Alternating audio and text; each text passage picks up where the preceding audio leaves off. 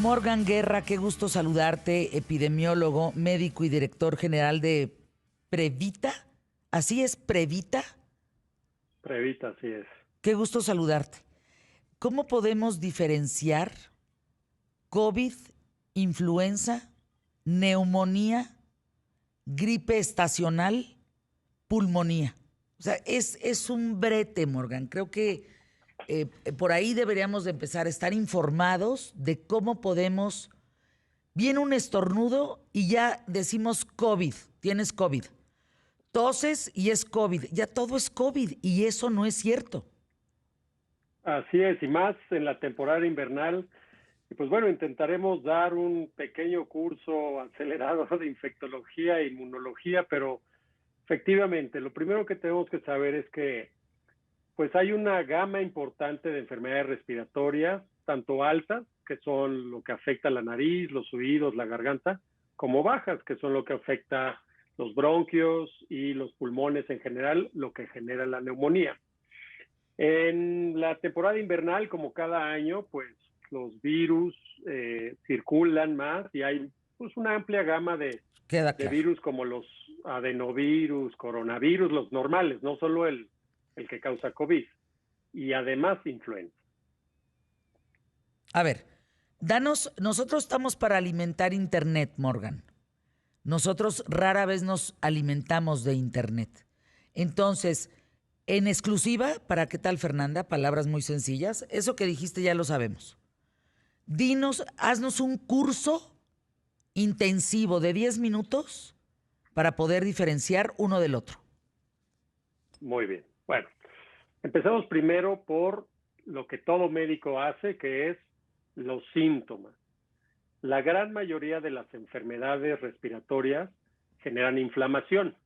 Entonces, la inflamación es una respuesta inespecífica de nuestro cuerpo a cualquier infección.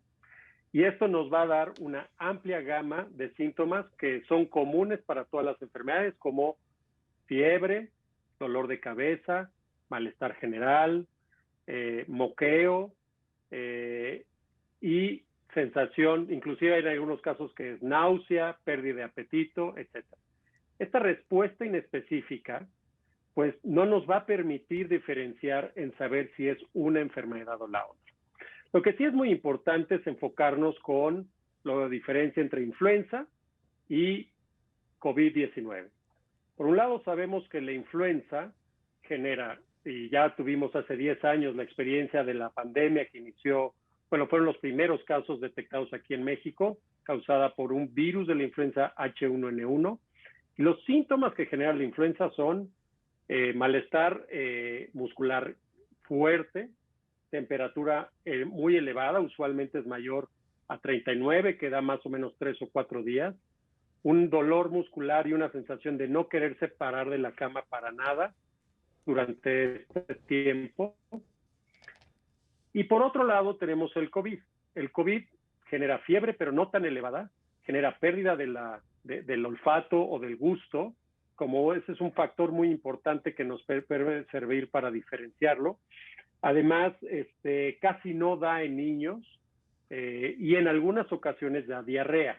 Entonces, eso es lo que nos puede permitir. Ambas enfermedades, como hoy sabemos, pues pueden ser mortales para grupos de riesgo. La diferencia es que el COVID afecta principalmente grupos de riesgo adultos, mayores de 65 años de edad o personas con enfermedades como hipertensión, diabetes, etcétera. Y por otro lado, la influenza da a este grupo igual, pero también puede afectar a los niños menores de 5 años y es por eso que es muy importante enfocarse en esas dos enfermedades.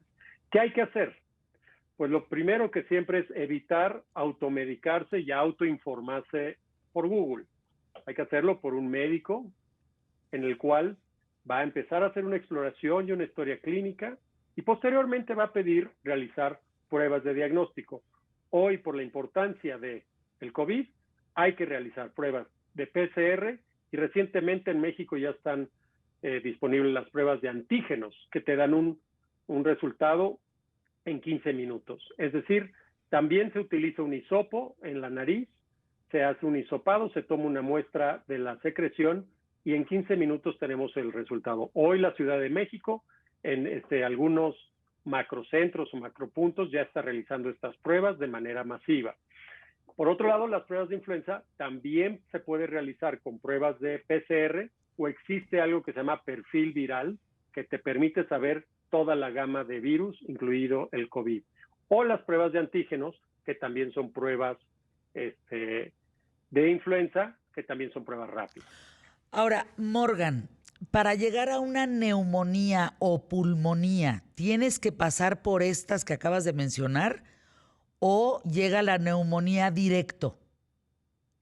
No necesariamente, y es una gran pregunta, Fernanda, porque el gran problema con el COVID es que empieza a generar neumonía, pero de manera silenciosa.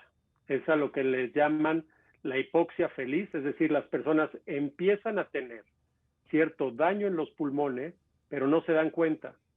Y es por eso que es muy importante contar con un oxímetro en casa. De hecho, cuando una persona empieza a manifestar síntomas, y ya hay varias publicaciones que dicen que si la persona tiene anosmia, es decir, pérdida del olfato, del gusto, lo más probable es que va a ser una infección de vías COVID, de vías aéreas superiores, que no va a evolucionar en neumonía.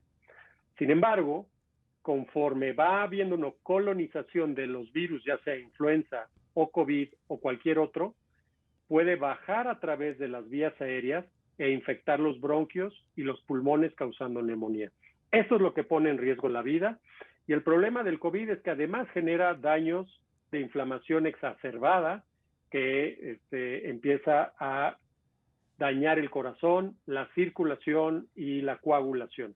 Y en el caso de la neumonía causada por influenza, pues evidentemente también genera un estado de hiperinflamación que hace que las personas no tengan tanto oxígeno y que los lleve hacia la intubación o requerir una hospitalización fuerte. Entonces, lo mejor es prevenir haciendo detección oportuna y estar midiendo la oxigenación constantemente.